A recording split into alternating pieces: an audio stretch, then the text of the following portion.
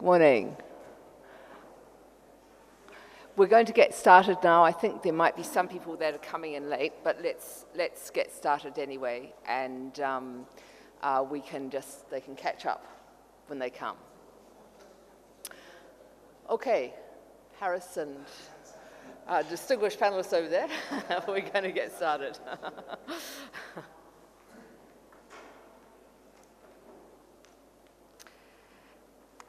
So my name is Rachel Katanak, and I am President for Greater China for Fleischmann Hillard, which is an international communications consultancy. I'm based in Hong Kong, but actually spend a lot of my time in China, both in Shanghai and Beijing. And it's a great privilege for me to moderate this panel today. I've got a very good list of distinguished panelists as well. I think one is still to come, but we'll get started anyway. So I arrived in Ho Chi Minh City at very early hours of this morning. I was meant to be a little bit later, but the typhoon meant that I couldn't land. So I had to go all the way to Bangkok and then come back again. But what I observed on my trip from the airport to here was that there were a lot of billboards everywhere, and some brands were Western, but a lot of them were Asian. So today I'm lucky enough to be discussing with you the rise of local brands on a global stage. With e-commerce, hi Rakesh, with e-commerce, it's never been technically easier for local brands to go global. And you only need to look at the smartphone market, for example, to witness the increasing dominance of Asia brands. Huawei is now number 2 in the world in the smartphone market, Xiaomi is number 1 in India, and Samsung continues to be a dominant force globally. But criticisms often leveled at Asian brands for their perceived inability to traverse cultural boundaries and borders. There are only a handful of Asian brands in Interbrand's top best 100 brands globally. And the reason for this could be because the concept of branding is relatively new for Asian companies, but it could be also that for some leaders, brands are seen as the soft coating around a company rather than a strategic tool to drive value and increase market share. Marketing activities are often fragmented, and sometimes there isn't the leadership or the resources dedicated to making a real difference. But in fact, there's the opportunity now in a changing landscape for Asian companies to really take the global stage. And international branding efforts will be more important than ever. To create iconic brands, Asian managers will need to become trendsetters. They'll need to be very aware of cultural trends, and they also will need to navigate the geopolitics, and that's no short order indeed. So to discuss how local brands can overcome challenges to take advantage of global opportunities, I'd like to introduce my panel, and I'll start with Jay over there. Yes, Jay Bernabe. So Jay is founder and chief executive officer of MindFuse in the Philippines. And then I have Kazuma Yamauchi, correct? Founder and chief executive officer of KZM and Company Limited. I have Harris Lau, who is co-founder of 28mall.com in Hong Kong. Richard Arboleda, who's president and CEO of the Ian Group, Rakesh, who's Murali, who's co-founder of Stratonic in India, Sainatis Jojo, who's chief executive officer of Guildcore, and Bernardo Correa de Barros, who is a member of the board for Cascais, is that right? Cascais.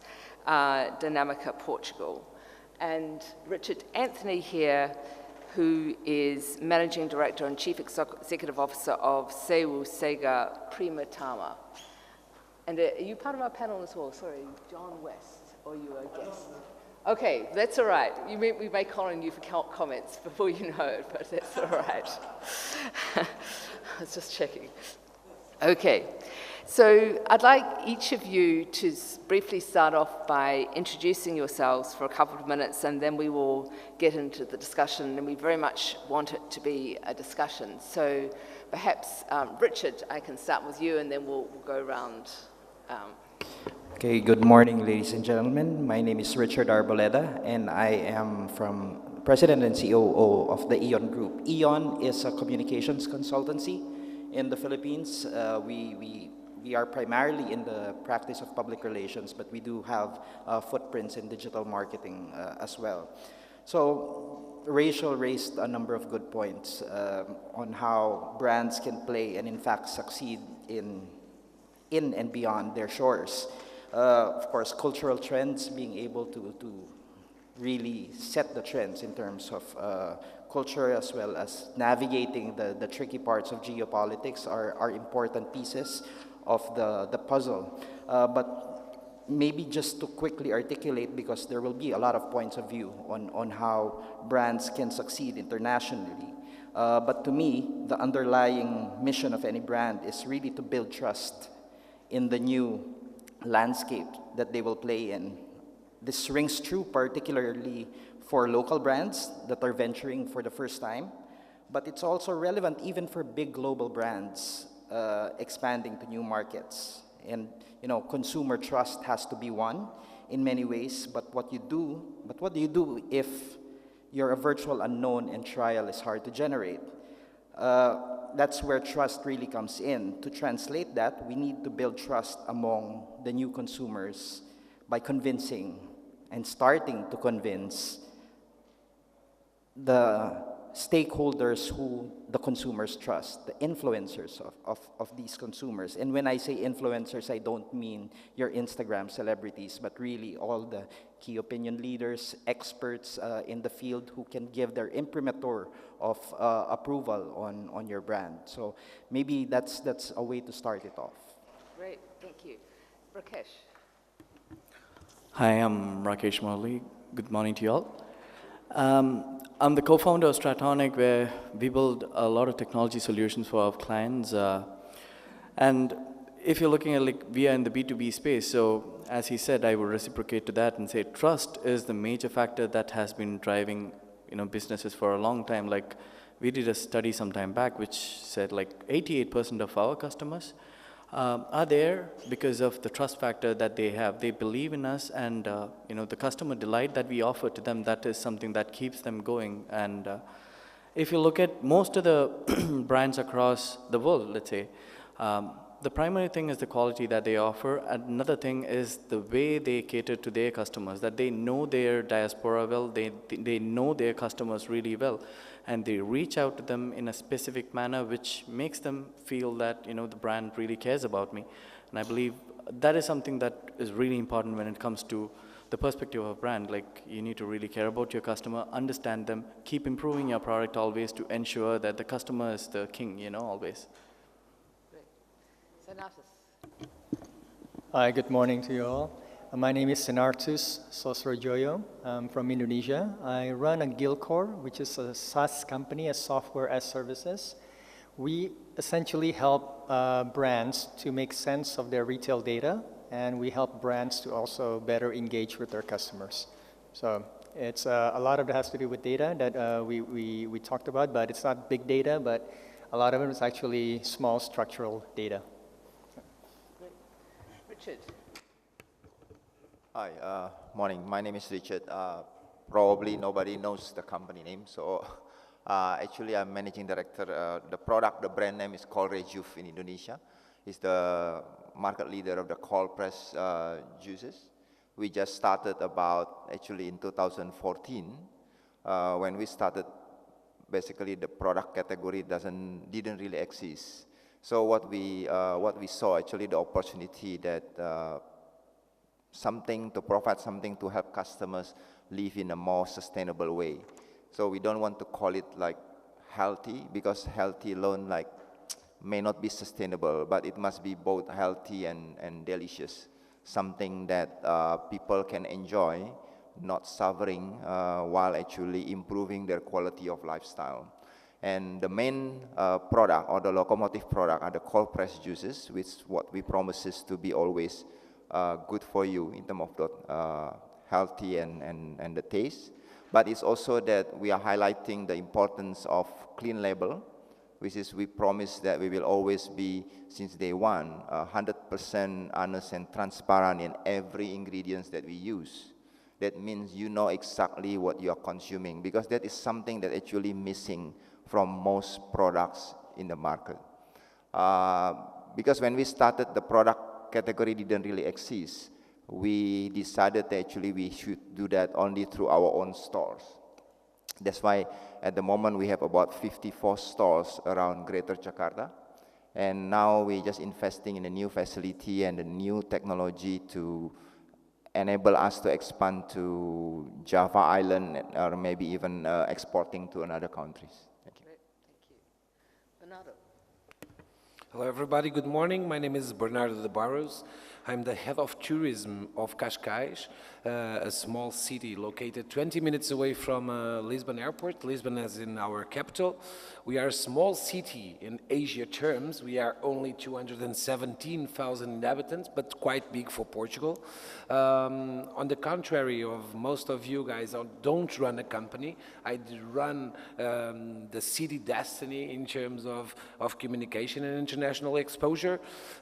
I also, on my other business, I run the city company that owns the Cascais Airport, the Cascais Marina, the Cascais Congress Center, and every other equipment that has the ability to attract tourists.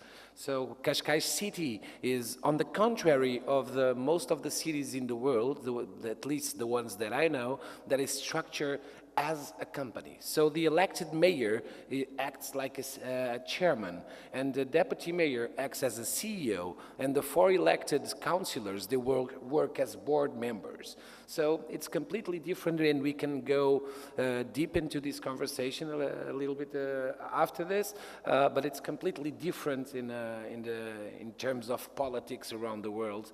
But basically, I promote Cascais as the best place to live one day or a lifetime. Very good. And I'm hoping to go there at the end of the year. I've just been talking to him. So he's a very good salesperson. I know that already. Harris. Yes, good morning, everybody. My name is Harris. I'm from Hong Kong. I'm also a Hong Kong lawyer, Hong Kong solicitor by profession. But I've built 2 internet companies since year 2000. The first one is E1Net. I just Googled E1Net, and then I found more than 100,000 web pages linking to our website or mentioning our brand. So I consider it's also like a brand, because so many people talking about you. So I think one of the criteria for a brand is a lot of people talking about you, okay, whether it's online and also offline. And actually, we started the company back in year 2000 in Kuala Lumpur, Malaysia.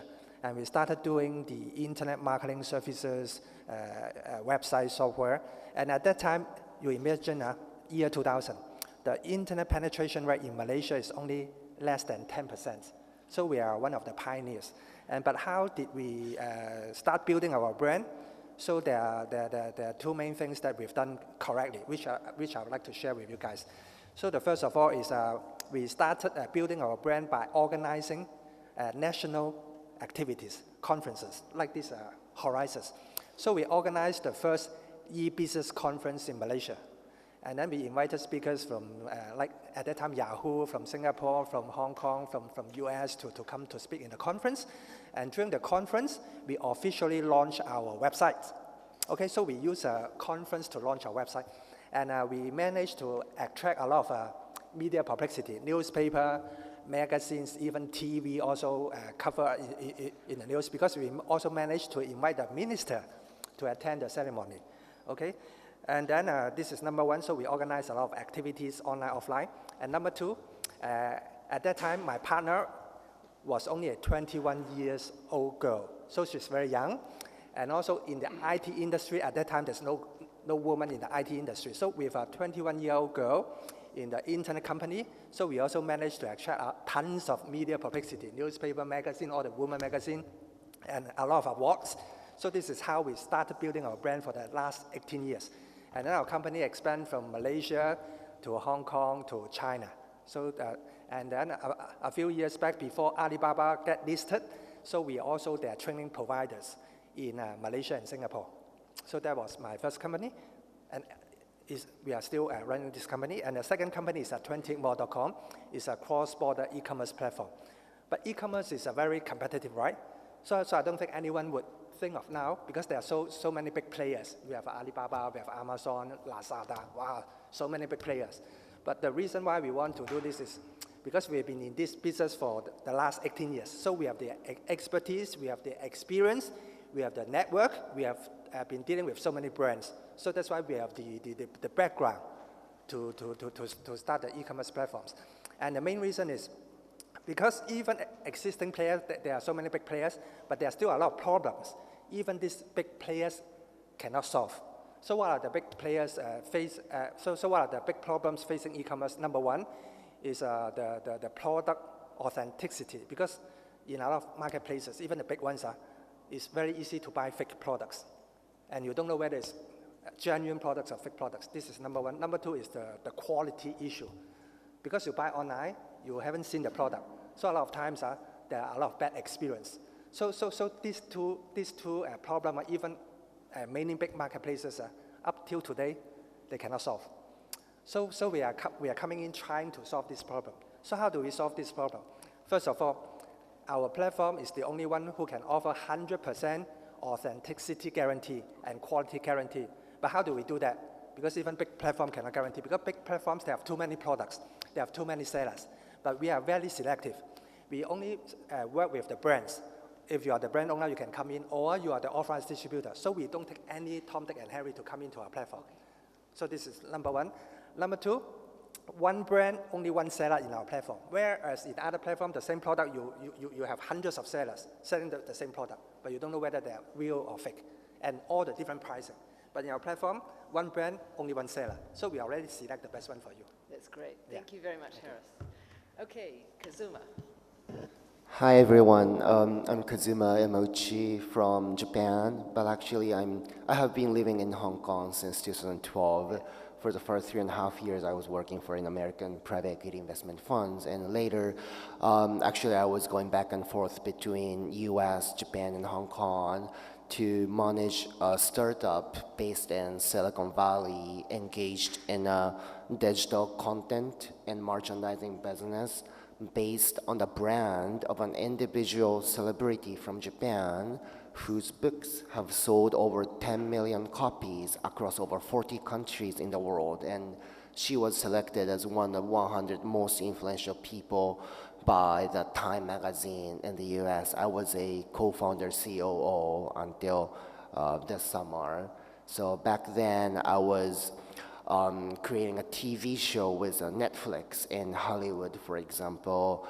I led a co-authorship book project with a US university professor who is majoring organizational psychology and so on. So the underlying theme was to expand the Japanese individual celebrity brand into the global situation. Then of course there are tons of challenges. We are having a very scattered and limited resources, of course. How to manage the consistency of the brand message across the countries. The challenge was my business partner's expertise was about home organization. So the living lifestyle is very different across any countries. So how to create a basic consistency while adapting well into the context in each region or country was a major challenge, which I can talk more in this conversation. Right now, I'm an angel investor investing into 2 food and beverage brands in the US. One is a superfruit juice and a mangosteen 100% juice created in Vietnam. We are exporting into US. Now Walmart accepted our products in the US, so that was great. The other is a sort of alcohol beverage product, which was also accepted by one of the largest supermarkets in the US, which is a direct competitor of Whole Foods. So that was also one of the dimensions I'm involved in a brand nurturing activity. And on top of those food and beverage brands, I invest into medical care services, which of course a brand is, or trust is super important. And also I work with the founder of a high-end luxury sightseeing business in Japan. So this is also initiative to attract a global high-end, high net worth people to fully experience and enjoy the brand of Japan. So, well, I happen to have lots of dimensions to get involved in the brand management businesses. So today I'm very much looking forward to discussing with you. Great. Thank you. Thank you. And our last panelist, Jay. Hi everyone, good morning.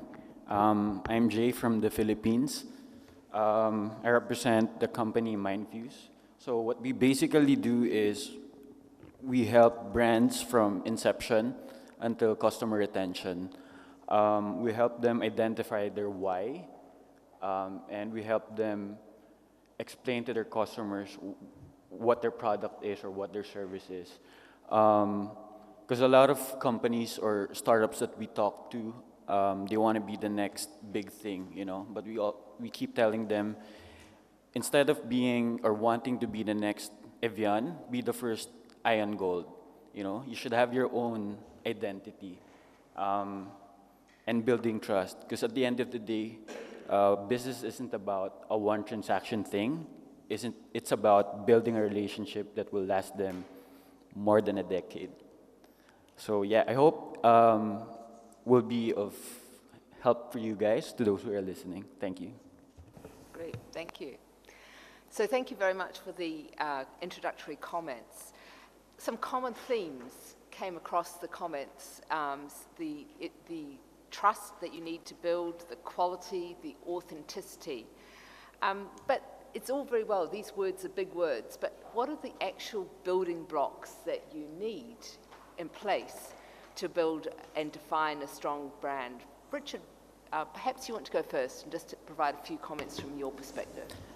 I think for many brands, especially Asian brands, those brands are known locally but are completely unknown in the markets where they want to enter. And I think at the onset, you need to be very clear what your proposition will be when you do go out of your own shores. And many of the brands that try to venture outside their own countries are popular in their own right. They are likely going to be market leaders in their own countries. So there will be some sort of vision already for each of the brands that they handle. So what's important is the continuity of this vision across markets, but the application has to be local. It has to resonate with the new population, with the new target markets that you are talking to, because what may be true for the Philippines may not be true for Vietnam, or may not be true for Indonesia. So you need to find something that is consistent with your brand that resonates with that of the market that you are entering. Yeah. So Natas, Indonesia, it's a very big domestic market in itself. What are some of the challenges that Indonesian brands have faced when they've tried to go global? What are some of the things that they've faced when they've tried to go global? Apart from trying to go global, I'm a big believer also trying to go domestic first, right? To strengthen the domestic branding and to know the knowledge of the customers, knowing about your product. I'm also a big believer that in order to have a strong brand, the brand has to take journeys. And one is the customer journey, which I'm sure a lot of you have heard, and all the touch points where a customer touches the brand, from entering, from hearing it before entering the store or seeing the website before you're ordering, and once they receive the package, how you return the products, and etc. Now, the second part that hasn't really been mentioned, the other journey, is the employee journey. Now, in order to build a strong brand, you're not going to magically create the brand by itself, the products or services by itself. You need a strong team. Now, a lot of I believe the misconception of employees and HR, human resources, is that human resources in majority of countries, and especially in Indonesia, perhaps I can say that safely, is an administrative role. So when brands are pushed to go global, let's say they have a fuse of injection from VCs, PEs, the first thing that they will think of is the growth, is the hockey stick. And that drives this whole rat race of growing the brand bigger than they can actually be prepared for. Before going globally, there's the other aspects of, from the touch points and everything, you need to, one, acquire the sentiments for each touch point. What the customers would think about your brands from every stage, but also equally, and I say this equally because it's as important for the employee's point of view. Why are they at the company? Are they at the company just because they need a job? Are they at the company just because they need a stepping stone to go to another company? So all of that, the moment that you hire someone, you need to be able to understand. You need to be able to understand after they even leave the company. Because all of this ties to, in my opinion, the second portion of it is the narrative of the company. Now, if you are, we mentioned about commoditized. I think it's been mentioned a lot. From everything has been commoditized. Our system works in malls. We provide loyalty system for a lot of malls, and malls are commoditized. You no longer need to go to one mall to get one item. It's all available everywhere. So brands need to be able to have a narrative of what makes that brand different than the other.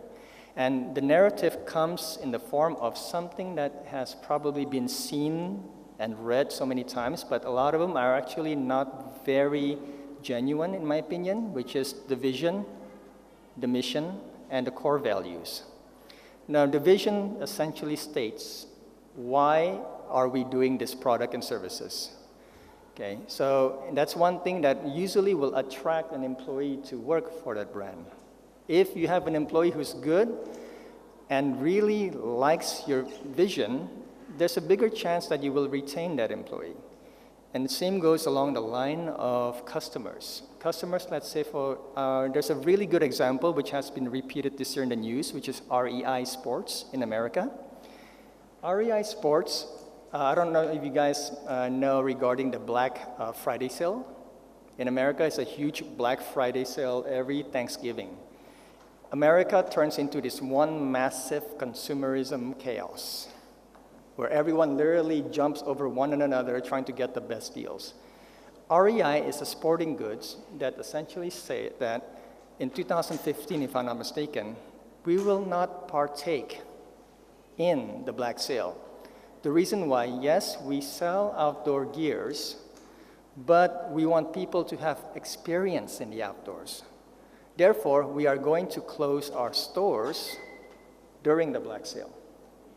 And they started a movement which essentially they're giving their employees off during the Black Sale Fridays, and now they're becoming sort of the top trending. And their employees are looking at it from the perspective, yes, our company has this vision, this is our vision. And in terms of the mission, is how you're going to get there is also as important. Because that will entice a lot of employees. Oh, I get to work with a lot of new creative technology to solve this problem, to solve my vision. So in terms of that, all of that equates to, again, retaining either the customers as well. Customers are also smart. They want to be associated with brands that means well. They don't want to be associated with brand that pollutes. They don't want to associate with brands that does damage to society. But the last part is also brands, in order to go globally or even domestically, need to have strong core values.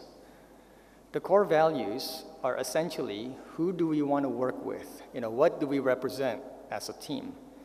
And if you do not have a core value as such, when you start hiring or when you start marketing, you're going to be all over the place in a way. So, and a lot of this narrative, also as important, cannot be only from the top management. it cannot only be from the founder, the owner who writes it down, but the CEO, the COO, the CFO, the wife or whatever else if it's a family business. It has to be inclusive of all the other employees. And that's a big challenge, obviously, for a large company. But I've seen it done, and I mean, there's a lot of good startups, who've basically conquered this whole issue of HR and how do we view human resources as. So in the long story short in that is, my opinion is all those factors of the journeys and the narrative really matters in going global. It's very interesting. The concept of narrative and, if you like, employee ambassadors, is that just as relevant for a city, having a city narrative, Bernardo, and also citizens that really take the story to heart and are part of the, if you like, the process of selling the city to the rest of the world? Okay, I will tell you a short story. When we were elected 9 years ago, the first thing we did, just a little bit back, we came all from the private sector. Okay, we were not politicians as a career, if that exists. We came out for the private sector, and we really wanted to change our city for good. And we have a project of 12 years. So the first thing we did when we arrived, when we were elected, and we were elected with the majority because of the different ideas that we exposed to the population, what we did, we ordered 2 studies. One study was about what people from Portugal thought about Cascais. And the other study, it was what people from abroad thought about Cascais as well. And the conclusion of both studies was the same. Cascais is a place to live. So people from Portugal thought about Cascais as a place to live, and people from abroad thought about Cascais as a place to live. So we order a third study to understand what composes the best place to live.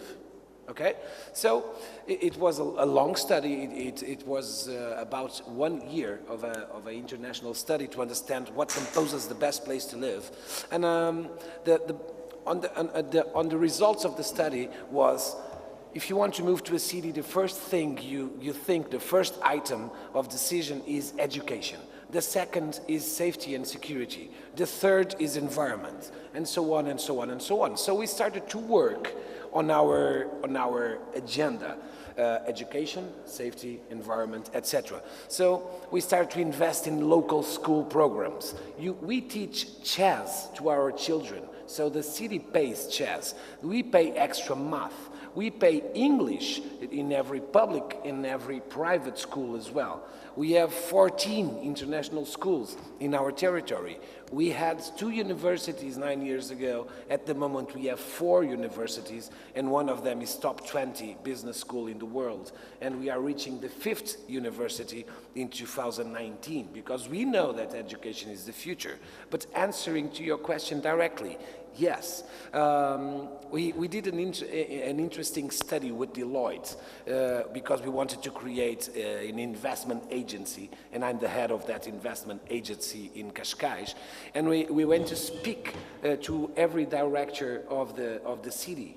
And what was interesting is that in the Q&A, they all said, what do you think about Cascais? What should be the future of Cascais? No, Cascais, it's the best place to live. And me, as an architect, the director of architecture, what I want is to, everything combines in the perfect architecture, so we have this symbiosis, etc. The guy in environment, yeah, we want to create the best place to live. So we were looking for different ideas, and the idea of the entire structure, from top to bottom, is to create the best place to live. And like Sinatra said, if you can incorporate this message in the structure, you already are winning. So yes, in a city is exactly the same as in the company, exactly the same. It's good. I consult a lot of brands and who are going global, and often it's the small things that catch them out. And the small cultural missteps that seem small but that can actually turn into huge issues. You only need to think about Dolce & Gabbana only last week. Rakesh, how can brands get over and prevent those cultural missteps from happening? I mean, is it doing research so you understand where your brand is and what other people perceive of you, or are there other things that brands have to do? In terms of cultural mistakes, so if you look at it like most of the brands really, if you're looking at local brands, they value their culture a lot and they look at internally and their value system is different. But every time when you move to a different place, like from India specifically, if I have to think about, well, setting up something over here, this is just a cultural shift for us, right? So we got to look at mitigating a lot of factors in terms of, language is one major barrier when it comes to other Asian countries, or most of the Asian countries have this barrier of language, communicating with the people, and understanding what is emotionally valuable to people in different places. So I cannot, a brand message when I'm sending out to a different diaspora than what I've been used to should not be the same. Like always, we need to understand the customer, as I said. And when I go, or when anybody goes into any market, they need to understand the diaspora, understand the market very well, and understand how we are going to communicate with them. And we need to communicate in the way that they like. And there's a lot of study that is out there which gives you like failures and successes, that gives you understanding of how to move, the pattern at which how you need to move into a market, communicate with people. And now that technology has also, brought the capability of, let's say, understanding data better to give you more perspective on what people's likes and likenesses are, and how do I personalize my communication. AI helps you do that, like personalize each and every communication that I do, not just to a general population, but even to micro populations, like a city to city, there's a huge difference in the way you communicate with them. So you can tend to use a lot of things like AI and technology, but if you see, most of the companies are not prepared in order to go into a market in terms of a technological manner, and that really brings that barrier for them to go aside and move into another place and expand themselves over there. They usually struggle because communication is a problem. Again, they do not have the right amount of understanding of the particular market, or they really venture too early into a market which they are not ready for, they are not prepared to. Absolutely. Do you think, Richard, I mean, you have a new product, you've just cold pressed juices. Do you have ambitions to take that globally? And what are some of the things that you think will differentiate the brand? Is it narrative? Is it understanding the data, the technological data about who you're actually targeting? Or is it just simply having a great product that's going to get there? I mean, what we believe is that a strong brand, of course, we all know that something that across customers' mind when they want to have something, right? For example, if you're on coffee, maybe you think of Starbucks, you want cola, you want drink Coke, and so on. So that's what we like to achieve in the beginning. That's why we believe a strong brand must have a strong, what you call is a meanings of visions and missions. We translate it in a way that actually we said that our mission actually is to help our customers live a happier life. We use the term happy because we want to make it like not only healthy, because healthy is if it's not enjoyable, it may not be sustainable. So we want to have like a slightly wider, bigger something that can really be part of the customer's lifestyle. Okay. Then how do we do that? Of course, the brand must have promises that must be able to be fulfilled, right? Which in this case, building its reputations. So for our case, that what we promise is actually is that our product will always be good for you. In terms of it's good for your health, it's good for your enjoyment, it's tasty, it's good part of your lifestyle.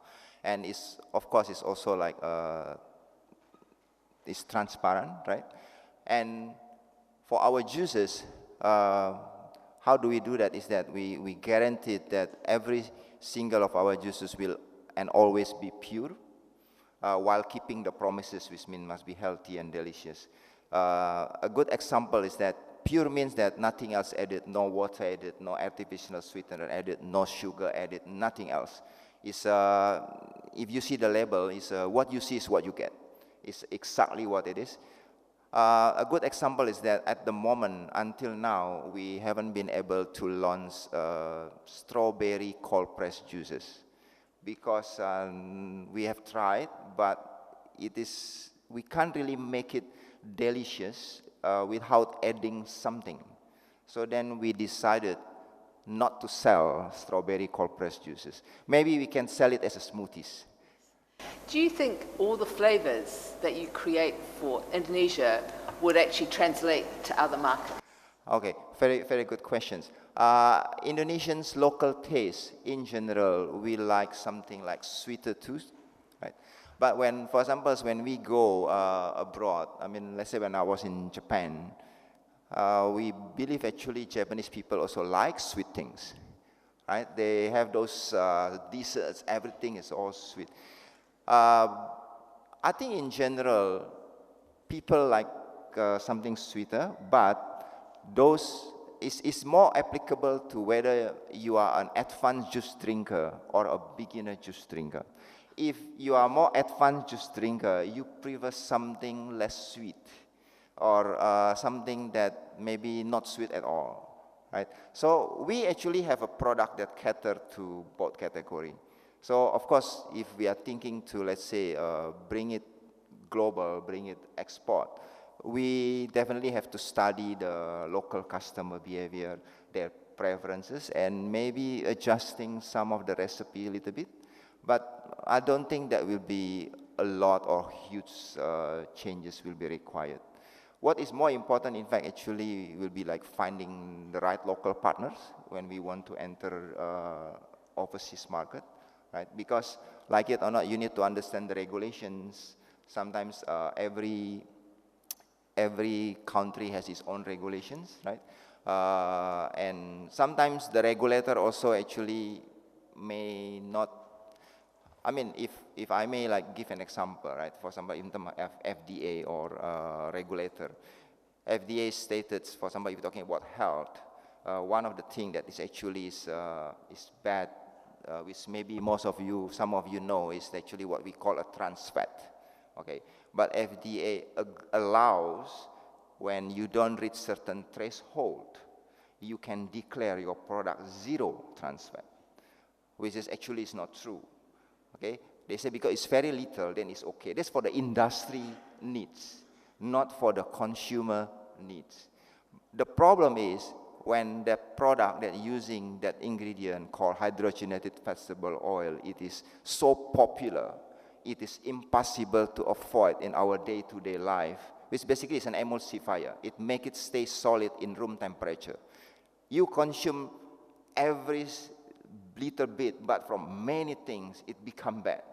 So by right, that's why we are advocating the clean label.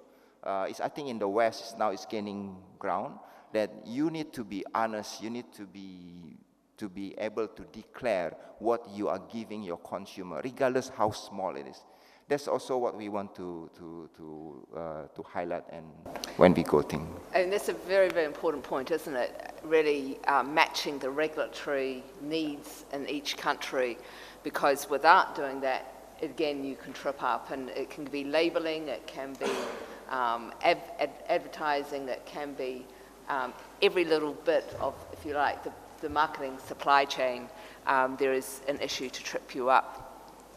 Kazuma, now you mentioned the KonMari method, and Marie Kondo's book, which was so successful and resonated, with millions of people, selling across 40 countries, 8.5 million copies, I think. How do you think, and why do you think, that was able to traverse cultural boundaries so well? I mean, it seemed to be quite a particular concept, but why do you think it really touched the imaginations of people who were obsessed with tidying up? Sure. Well, thanks a lot for doing a pre-research about my background, which I'm so much glad about. And to Anthony's point, I do think it's super important to learn a lot about each specific local market across globe and deploy the appropriate resources to tackle on each market by market. But at the same time, I think one framework that should work in nurturing a global brand in this discussion's context is to work on a sort of like a global agenda. So for example, in our case, it was like an urbanization. So it's a global trend that McKinsey has been also insisting a lot, but it's been already 30 years and it will last for another 50 years. More and more people will live in urbanized places. So that means that living area per person has been and will be shrinking for decades. So Marie's method is really directly addressing to choose choose items that are most important to you and discard everything else. So that will really provide an ease in like a relaxation in urbanized societies. And now again, even the developing countries are urbanizing a lot. So working on global agenda, I think, is one of the best ways. Or this is actually also related to how you want to tell that story of your brand. Let's try to acutely address in the global agenda is, I think, super important. And one of the other examples in our context is like a mental wellness. So just like in many countries, not only the developed countries, but also developing countries, more and more physical abundance is coming more and more, and now people are seeking for mental wellness. So we were, trying a lot to highlight the benefits of this method, not only just about home tidying or organization, but we provided a lot of content trying to tell the story about how well, from a mind standpoint, you can live and you can enjoy your life after this tidying method. So those things, just like urbanization, mind wellness, but I'm sure that any other brands have many different global agenda that can attract people's attention in today's context. So tapping into global themes is really important, understanding the context in which you actually launch your brand. But isn't it really important also to understand how to communicate locally as well? And in China, you have WeChat and Weibo, you have a whole ecosystem. In Japan and Korea, you have Line, and in other places in the world, you have Facebook and Twitter. The online environment is increasingly fragmented and difficult to navigate. Jay, I mean, this is part of your area too, in terms of the social and online world. How can brands navigate this complex, fragmented environment? What do they need to do in terms of actually packaging their content, if you like, to meet the challenges of these different channels that are around? Yeah, I think brands should be able to adapt and be relevant. So it's a very generic term, but what do I mean by this? Just like Facebook, what you mentioned, they're all over the world, right? But they're able to adapt by, say, for example, in the Philippines, every June 12 is Independence Day. So they're able to adapt by releasing posts or greetings that's related to the event. Same thing goes with, say, for example, Coca-Cola. A lot of people know that sugar is bad for you, right? But they're selling happiness. They tie in their campaign, their creative campaigns, with whatever they're selling. And as a result, to people who are receiving it, it's not a bad thing anymore. Instead of selling the product, they're selling the idea, the feeling that you have whenever you drink a Coke, the detail. That's why in some of their campaigns also, they let people hear the bubbles whenever you pour Coke into the glass. So I think it's not always selling. You should be connecting as well. Yeah. So the experience is just as important as the content, actually Yeah. giving people the real sense of the brand. Yeah, just like Starbucks. Well, they're selling coffee, but they're in context, they're not really selling coffee. They're selling the community. That's why they don't ask you to go out of the coffee shop once you're done drinking your coffee, because they want you to communicate with the people in there. Because people want to belong. Just how other people are saying, I'm buying a Mac laptop, not because it's Apple, but because the people I look up to are using Apple. It's the community, it's the belongingness. Harris, you're a co-founder of your company. One of the things that I observe also in consulting with a lot of Asian brands is that the leaders of those brands are often shy. They don't necessarily want to have a face to the world. How important is it for local leaders to represent their brand, particularly in domestic markets, but also in global markets, to build that trust? I think especially for a startup company, I think the company leader or the founder is very important for he or she to stand up and to represent the company and the brand. So a very good example is my partner, PHUONG in Malaysia. So with the young age of 21 years, so she becomes the company spokesperson. So managed to attract a lot of all this media publicity, a lot of interview. So when people thinking about this THUONG, then she's the internet girl, or she's the internet queen. So I think this is very important, even for big companies, maybe like Microsoft. So you know Bill Gates, then it's Microsoft. Virgin Group in the UK, you know, is Richard Branson. So I think we need to have a very strong personality person to be the leader, to be in the forefront. And for example, like Alibaba, why Alibaba is so famous is not because of they have a very good technology or because the expertise is very good. It's because of Jack Ma. Whenever Jack Ma come to any conference to present, his speech will wow a lot of people. Oh, wow, very good speech. Even though his English is not that perfect, right? But he speaks very passionately.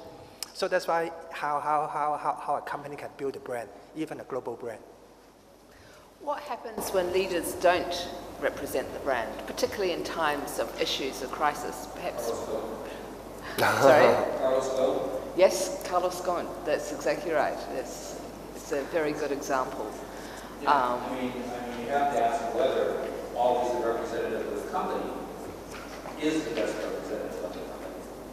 Carlos Ghosn is very famous for Mitsubishi, Nissan, Renault, and now he's in jail. Not quite yet. Still.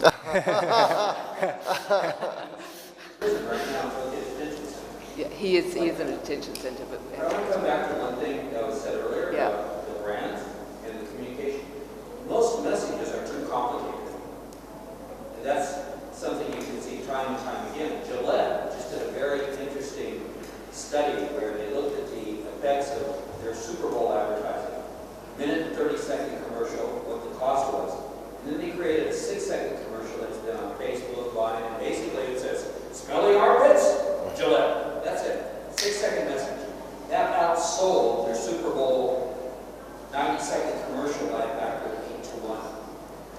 Brands, when they get too complicated, you know, it's like, what does the brand really stand for, right? And especially nowadays, we talk about technology in the brand. We'll go back to Japan, 1970s. Betty Crocker, food, right, cakes, said, oh, we made a formula that Japanese can make in their rice pot. So you can cook the cake in the rice pot. Japanese women said, no, rice is very pure. We're not going to put a chocolate cake in our rice cooker. Technology didn't match the product. Rakesh, you talked about AI. Is AI going to enable us to get those simple messages a lot easier to targeted consumers, individual consumers? Yeah. As you teach, like, you know, it takes time for AI to understand what a brand stands for. You know, there's a lot of message that we throw at it to. Then it also understands why my customers are buying from me. and so on and so forth. That slowly it really understands how can I, be very specific to a particular customer, because customer values differ. Like, when we work with IBM Watson specifically, we work with Marketing Cloud. So at that time we have seen that the times where a customer is buying for different purposes with a particular company, like, people buy Apple, sometimes for their minimalistic design, sometimes for the security, sometimes it is just for the factor that it's Apple. So there are different values that each customer has for a particular brand, or why they are buying from a particular brand. So AI helps you identify who is that particular customer and what's the sort of message that I need to give him, because that is his trigger point. And each customer has different trigger points to ensure that he likes the brand. The reason why they like the brand is also communicated via that. So I think AI really would make a big impact. Again, right now we are still in an immature state, and there's a lot more to go further for us to get where AI can really help you build a brand just by ensuring that every resources that's available is optimized through AI. Richard, you're based in the Philippines, and a lot of brands there will not necessarily have the global resources to take their brand beyond the domestic market. But can they do that? Can they in fact harness e-commerce or partners? We talked about partners to help them leapfrog and get to where they need to be to establish a global footprint. Yeah, I think there's a lot of ways to expand beyond your shores. Of course, e-commerce democratizes it. It's made it a lot easier for local brands to actually go beyond their shores because of global e-commerce. But whether it's e-commerce or really going physically and setting up in another market, I think what's important to really note is, where do you want to go?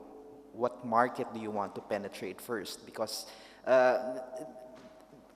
common sense normally isn't as common. Sometimes you want to expand your footprint and you look to your neighbor that doesn't necessarily share the same values as you do, or do not have the same consumer habits that you have. When the answer could have been, okay, I'm going to a market like Vietnam. And I'll cite a specific example for the Philippines. We have a brand called Jollibee. It's our McDonald's. It has about 1,000 stores in country.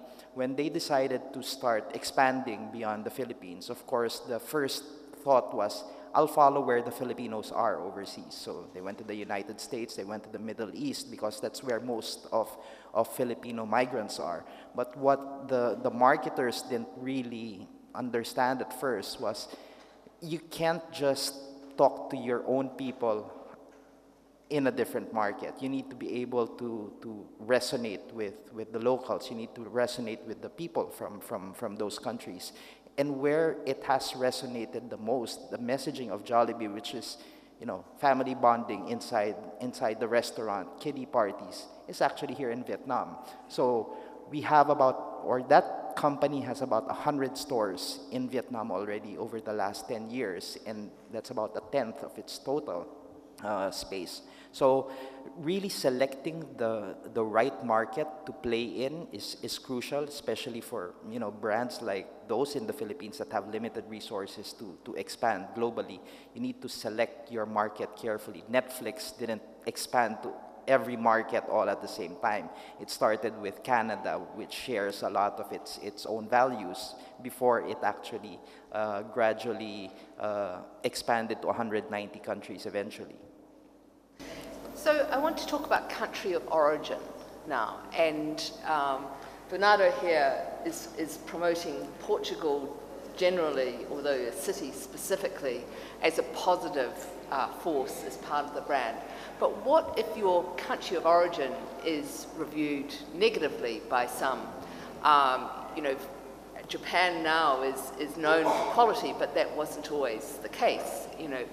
Similarly with Korea, it went through a phase of being seen very much as producers and low end before it got up the value chain.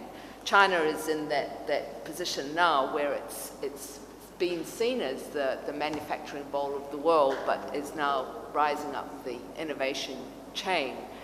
How do companies overcome some of the negative country of origin issues that they may face? And I'm opening it up to the panel here more generally to anyone who wants to answer that. Yes. I think now for the consumers, it's not so much about the country of origin or made in USA, made in China or whatever, because even like iPhone so popular is made in China. Okay, so it's not about made in which country. I think it depends on the brand, whether the brand can wow the consumer, and also depending on the product differentiation. So for example, actually we have a customer from Italy. They have an Italy brand of a hairdryer, so they are very famous in Italy, but they are not in this part of the world yet. So that's why we are helping them, okay, to not just to sell the product, but also to build the brand, to do the marketing, and also we handle everything like logistic, delivery, and also, for example, if you want to sell the hairdryer in China, we need to get the 3C certificate, but they only get the Europe certificate. So we need them to apply all that, and also the packaging must be Chinese, everything. So that's why it's not so much about whether the hairdryer is made in Italy, but as a matter of fact, after the research, we advise them they should make the hairdryer in China if they want to sell to the China market. So it would save the cost, a lot of the cost, the delivery, and also the tax, because the import tax also very expensive, maybe 30%, 40%. But as long as you are using the same technology, the same ingredients, then of course made in China is also a good option to do. Yeah, well, so I was thinking this is a very good question, and I was just thinking a lot. But I think on the one hand, I think it's an uncontrollable factor. So for example, Japanese food 30 years ago, it wasn't the case, just like it's booming in anywhere in the world.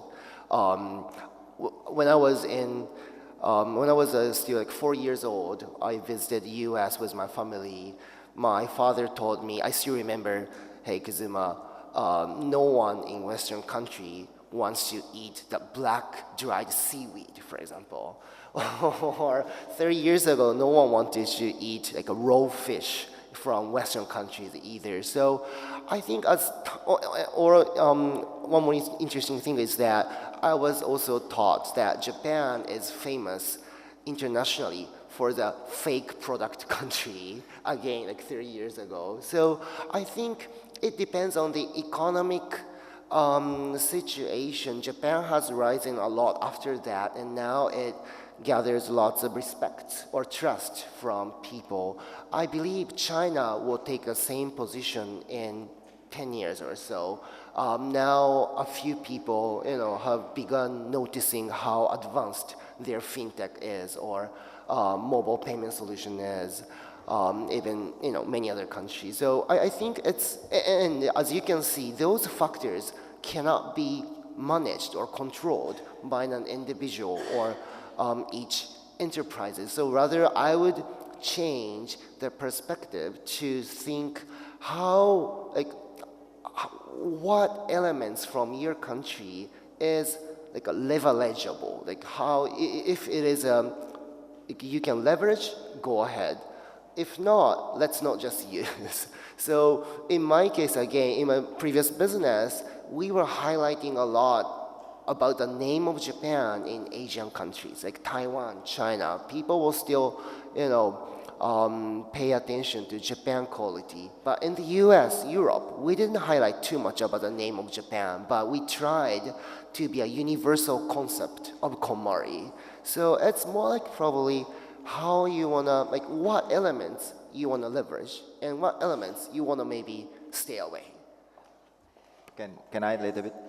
I think it's very interesting questions, but in my view, if there is a problem of country of origin, this is where actually the brand strength is even more important. Because then, if the brand has a very strong reputation and have a good visibility, the strength is very good, that may help in overcoming the country's factor. But if the brand is not strong enough, it's not consistent, it cannot fulfill the promises, then we will be stereotyped with whatever else coming from that country. That's my view. So the actual brand promise becomes Even more important, yeah. Rakesh, you're nodding your head there. Well, I would say, you know, origin of a country, the country that is of the origin is like, that's really important for brands. Like if you look at India perspective, you would see that there's so many brands associated with India at all times. Like just multiple brands are there, but then, you know, what they, let's say yoga, for example, the moment you hear the word, it's associated with India. Sushi, for example, Japan immediately. But, you know, when something is attached that is part of your country or your culture, kebab, for example, you know, these things really attach to you, and it can create you more value. And when you take it out to another country, it can, you know, really add value, because other cultures would also like to understand what is this. And as part of the diaspora, there's multiple. So there are people who would have gone from the country of origin to different places. Some of them would have really integrated into a society. Then there are people who would like to be on both sides. You know, they would have integrated into that society, but then they would come to their homeland and they would really become the way they are usually, right? These kind of people are the ones who are your, like, you know, market, which can actually generate more people for you to, like, you know, for your brand to take on board, because they would be the ones who reciprocate, and they would be the one who would be telling others as well, like, you know, it's good, like, why the country of origin is important. They're the ones who are your major communication, who would actually reach out to their peers and say, this is why it is great. So I believe country of origin is very important. Like, if you're able to closely bind something that is locally, and if you're able to take it global, like, you know, globally, it usually works. You can't always tell what's going to catch, though. I mean, who would have predicted that Gangnam Style video would have been a global phenomenon? You know, funny dancing. Who would have predicted? So how do you take what's positive from a country of origin? How do you identify that and promote it? Perhaps, Bernardo, you've got a magic formula. Yeah, the thing is, taking a little bit of the previous question, and the perception of your country or the perception of the brand is not the same depending on the markets. And I was thinking, Portugal for the French, it's a poor thing. It's a poor country, because most of the Portuguese went to France to work as a housemaid or something, or in construction. But the vision for Japan, the vision that Japan has of Portugal, it's probably that most deorganized country in the world. And the vision of the United States of Portugal is a place of history, a place where the nation started, and all the sailing, etc. So it's a little bit different. And how can we take advantage of a brand? Imagine Cristiano Ronaldo. He's Portuguese. Everybody wants to know where Cristiano Ronaldo was born. Actually, it's the only international brand that we have. It's Cristiano Ronaldo. The other one is a combination of brands, and that's port wine.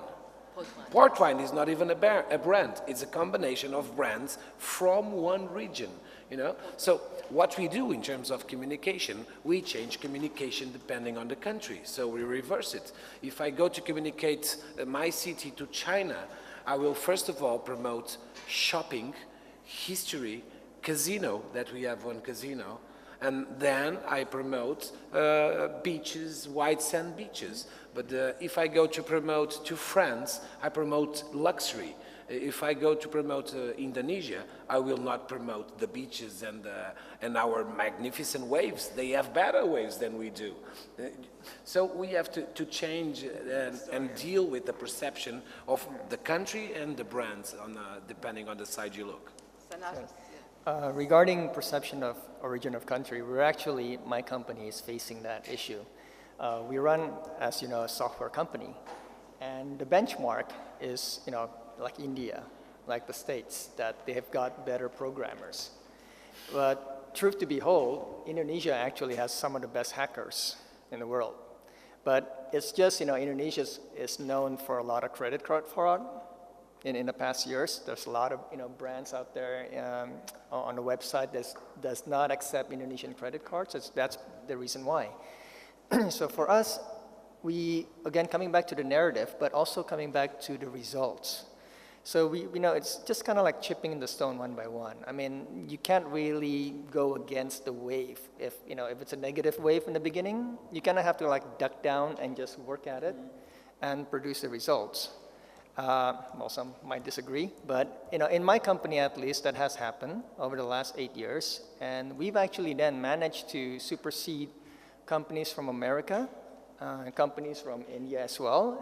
During recent pitches, we won because from the results that they've seen, and also from the offerings that we had, we're on par, and pricing wise, we're also actually a little bit more expensive, but we actually managed to do it. So you have an opinion? Well, I was just thinking when our colleague here was talking that, go back to the United States in the late 50s and 60s and 70s.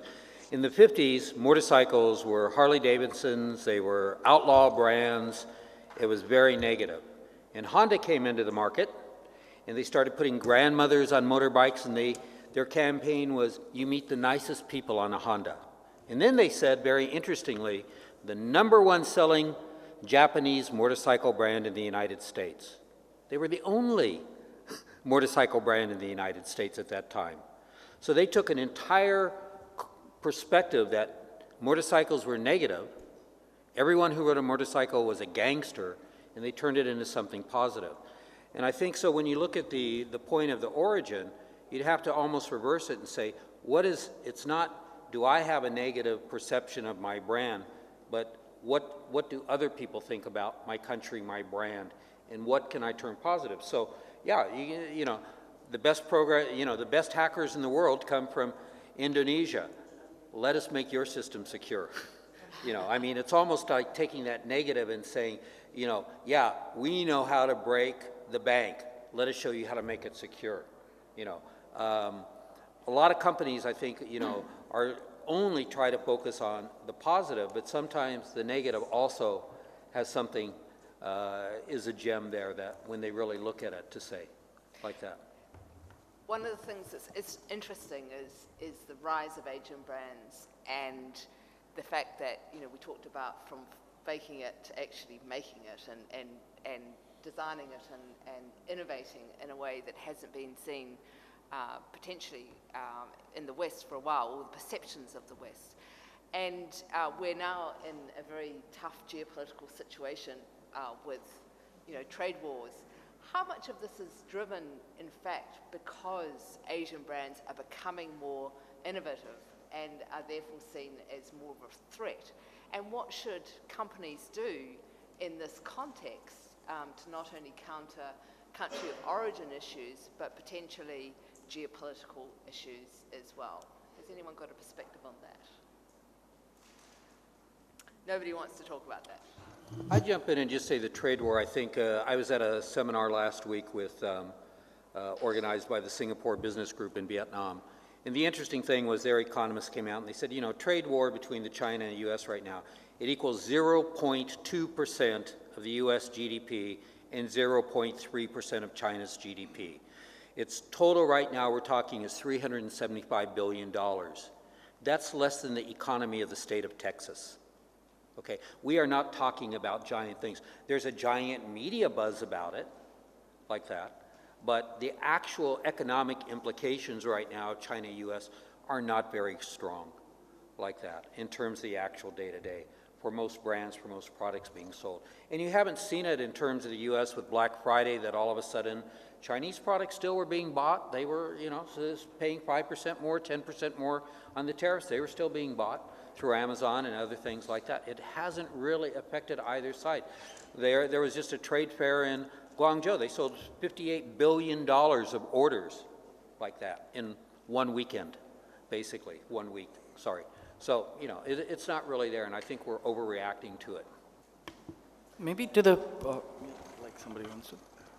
Maybe to the point, from a country's perspective and their GDP, it may not, really impact. But when you look at a startup or a company-to-company perspective, And I've seen companies who actually, they manufacture, or some of their raw materials come from China, you know. So now they have to pay like a higher price and to get that from elsewhere, or even from China, for example.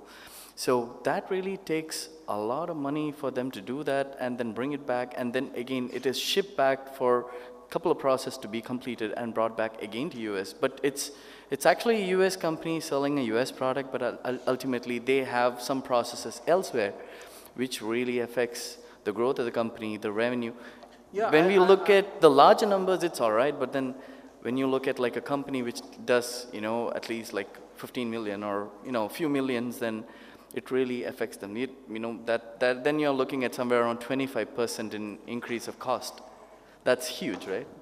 Yeah, it can be. Not to say that, but again, just in terms of when we look at the global economy, we shouldn't be overreactive to it. Yes, actually, I've also some contacts, some customers in China, and according to them, actually, the trade war is very serious now in China's situation, right? Because a lot of manufacturers, they already closed down, because not just because of they're getting lesser business from the US, it's also because a lot of countries, they are pro-US. When they're pro-US, they don't want to make the US unhappy, so they also don't want to order from China. So that's why the problem is actually quite serious. And with this trade war also affecting not just the trading business, it's also affecting like the property market, the share market, like the property markets in Hong Kong, and also the share market is going down after the trade war started. So I think we need to take this matter more seriously. I'd like to open now to the floor to see if they have any questions. Maybe for the Sino, I mean, if I may like add a little bit, I'm not an expert in that, but I would say some kind of like politically motivated. I mean, in a way that, like it or not, if we want to be honest, right, there are certain things that the Chinese government was probably very, very overprotective. I mean, we have to be honest as well. I mean, the WeChat, the Weibo, everything and so on may not be able to grow as big as fast now if the market was open. The reasons why they can grow very fast is because basically those US companies like Google, like Facebook, everything actually is practically being stopped at a halt. So maybe because there's some guy that a little bit more aggressive and so on, I would like to take it back in certain way. I'm not so sure. But in my view, definitely there's certain huge factor on that one. I would just say the US-China trade war historically started in 2015. And that was the year that China basically created its 2025 policy, where they said these are the industries we want to lead in by 2025.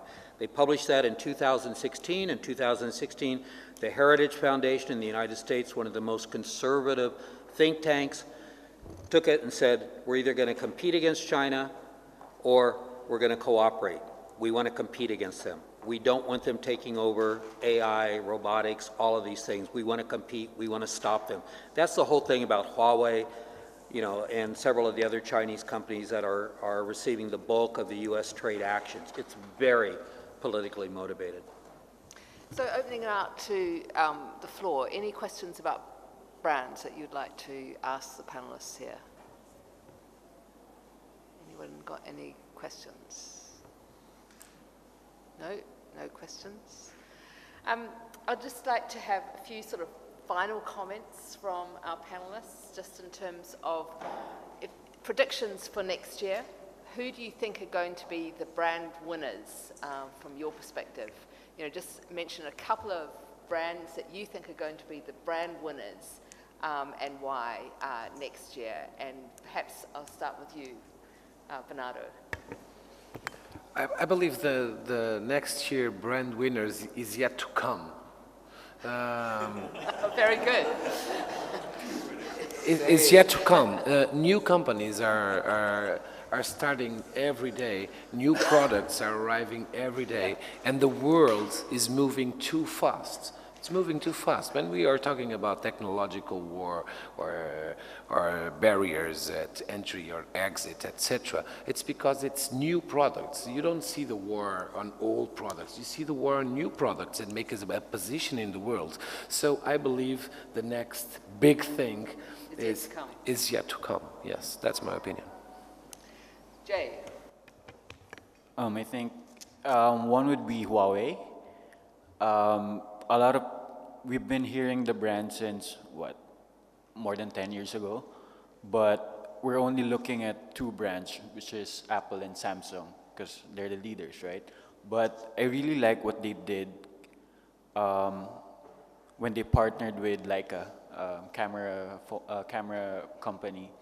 They know that a lot of people are connected right now, social media, sharing pictures. So why not integrate with a company or a camera company that delivers a good quality picture and then integrate it with a phone? For me, that's really a good move. And that'll bring them to the next level. Kazuma, who do you think are going to be the winners next year? I was thinking, well, I'm sure maybe no one knows about this name, but there's a VTuber, like a virtual YouTuber from Japan named Kizuna Ai, which originally came from like a cartoon character, but now they are developing a lot in the cyberspace. And I think Japan still has a lot of potential in terms of expanding into those VTuber space, because that has a very strong capacity already with probably a globalized platform going forward, just like YouTube business has been and will be growing a lot more and more. So that's one of the hot fields in my mind. And Kizuna Ai was one of the most performing VTubers from Japan. Harris? I'm from the e-commerce industry. Of course, I will be talking about e-commerce brand. Of course, for e-commerce brand, currently there are a few big guys in Southeast Asia, like the Lazada. Recently is the Shopee, also is very aggressive. And of course, for next year, I would like to think is my own brand, 20 more, will be taking on them. Why? Because we are planning to expand to China, and back in the Malaysia market, even much bigger brands, they want to work with us, including like telcos, including like a bank. So I think a brand is when a bigger brand than your brand, they want to work with you. I think this can be considered brand. Thank you. Okay. Well, for FNB, I hope I can bring Rejuv, but we are not talking about that right now. I think. I don't know who will be the winner, but we're talking about regional. I think it's interesting to see how those in those Uber arena will be triumph in the end. Uber is competing with Lyft in the US, and I think in the region they are pulling out in certain way by exchanging with the shares, right? In China with Didi Chuxing, in Southeast Asia with Grabs and so on. So what really interesting actually is to see that one of the Indonesian brand, which is called Gojek, right? How they are going to compete with Grab in Southeast Asia.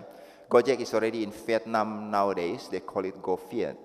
I think their main strength is actually creating the ecosystems for the motorcycle, and which is, I think, is perfectly suitable for Vietnamese, because there are some similarities between Vietnam and Jakarta. You know, when you are in the traffic lights, you see those motorcycle riders, we call it like bees, you know, when the traffic lights starting to turn green, they will occupy the road. The car must wait. And because of the traffic, they actually can create a very good value added in terms of delivering food services and many other things. In Indonesia, Gojek has already expanded into, you can almost order anything, not only food, but now it's Go Clean. You can order a part-time maid. You can order somebody who is only going to iron your shirt, who is going to only rectifying your plumbing, everything. So it become the apps of choice that you like to have and get somebody to come and help you. So I really like to see actually who will triumph later between Grab and this Gojek. It will be very tight competition. Fantastic. Donatus, who do you think will be the winner? I think it's in agreement with Bernardo in a way where there are just too many choices right now. I mean, what Richard just mentioned regarding Grab and Gojek, you know, the two deliverable goods, food, or transportation, and etc. E-commerce, there's a couple of them out there. But in terms of if you look at a brand from a sustainability, apart from, you know, these guys are getting funding like crazy. I mean, when you look at their funding value, and then you take a company like Unilever, when you start to shake your head saying like, that just doesn't make sense, doesn't. And these guys are burning money per month-wise, like in the millions of dollars. You know, after that funding dissipates, yeah, they do have the market share, let's say, but are they sustainable in that sense?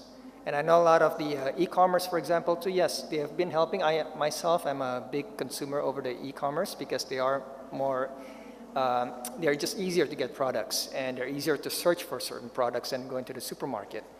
But at the same time, there are a lot of games played inside to make the books look like they're going up, you know, and customers fully take advantage of that, while the brands know exactly what the customers are doing to cheat off the system, but for them it's okay. Why? Because the value of their company goes up, there's more transaction. So in that sense, for me, it's just way too early because I mean, I think again, we're a bit in a rat race right now in a brand. I mean, if I look at a brand from that values, the ones that I've mentioned before, which is from not only from the customer's value, but also from the employee's value, I have yet at least to see a new brand that's, you know, popping up in terms of those. And we have time for final last two quick comments from Rakesh and So I believe the brands which are top, like Samsung, all of them would continue for the at least next 2 years because this is a time where disruption is happening. You have so many, you know, startups and so many companies who are in the shadow mode who are going to come up soon and catch up with the innovation that is happening. But for the next 2 years at least, you know, you're going to see the same brands continue as the top ones, but there's going to be like disruption like crazy. That's going to happen. Richard. The brand that I think that which will be big next year is actually big already. You know, the Japanese brand Uniqlo is something that I watch really closely because it has all the elements of becoming a real global fashion powerhouse. Great products, cost-effective, strong brand philosophy, bullish expansion plans, and a very charismatic leader, in fact. So, you know, these are elements that you put together in one company, you know that it really is going to be a huge global success. Great. Well, thank you very much to my panelists. I think we've come to the end of today.